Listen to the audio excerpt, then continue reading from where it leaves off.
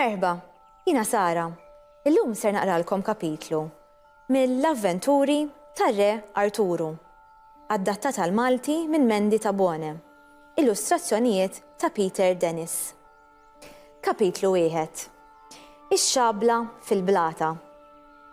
Lejla waħda waqt mal-tempata, Merlin is-saħħar xieħ u għaref telaq mill-kastell tar-re Uteru.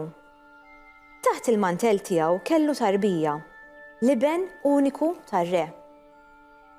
Ir-re Uteru tal il-libnu lil Merlin biex jieħu ħsiebu u jaħbih mill-edewwa tiegħu.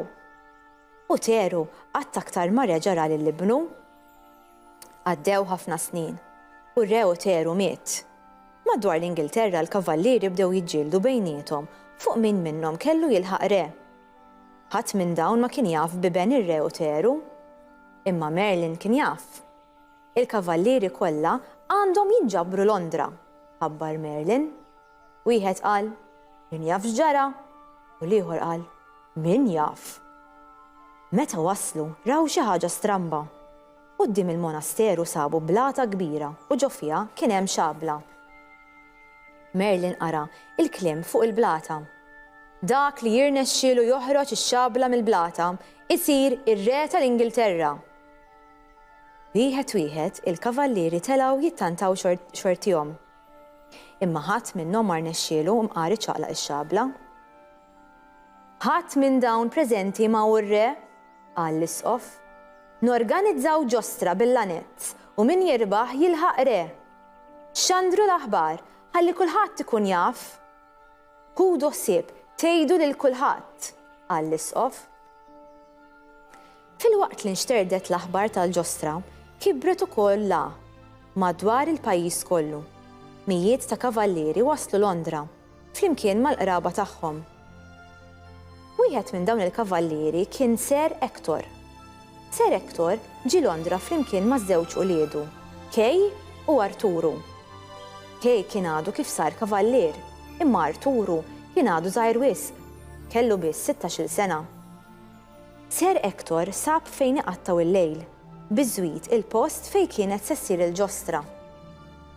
Kmieni l-għada filgħodu qamu u ħarġu. Kay kien eċitat ħafna.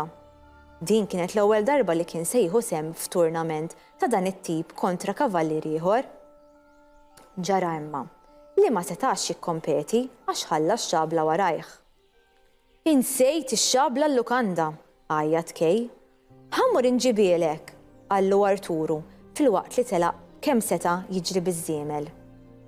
Imma l-lukanda kienet magħluqa. Kulħadd kien mar jara t-turnament. Issa minn fejn se nsib xabla? Ħasseb Arturu waqt li lemaħ monasteru. Hekk kif ħares lejn il-bitħa lemaħ xabla mdefsa fi blata. Dik tajba, qisha ma jieta ħadd, ħaseb Arturu. Malajr Arturu ġibet ix-xabla minn ġol blata u mar jiġri ħdej Kay. Arturu mar fuq Kay. Hawn ħa! Qallu waqt li taħ ix-xabla. Kay baqa' jiċċassa lejn ix-xabla. Arafa mill-ewwel. Il-laħwa, grazzi Arturu, qallu Kay. Imma lil Arturu ma qallux. Minflok telaq jiġri biha ħdejn missieru. Pa, ħares, għajjat. Din hija l-istess xabla li kien hemm fil-blata. Mela allura jien ir-re tal-Ingilterra? Imma Sir Hector kien jaf il-verità u kien jaf li jibnu ma kienx ħareġ dik ix-xabla mill-blata. Tassew ibni, qallu u ħal iż-żewġ subien fejn il-monasteru. Arturu daħħal ix-xabla lura fil-blata. Sir Hector u Kay ippruvaw jaqilgħuha minn ġol blata, imma lanqas tħarket. Imbagħad kien imiss lil Arturu. Ix-xabla nqalet minn ġol blata.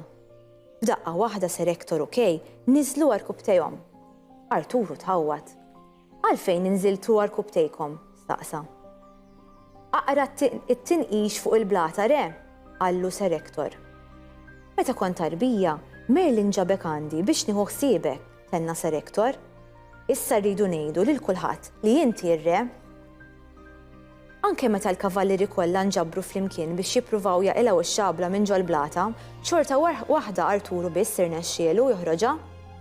Arturu huwa r-re, għajtet il-folla. fil-waqt li niżlet għall-kubteja. U hekk Arturu kien inkunurat re u waqqaf ir-renju tiegħu post jismu Camelot. Allum daqshekk, saħħa!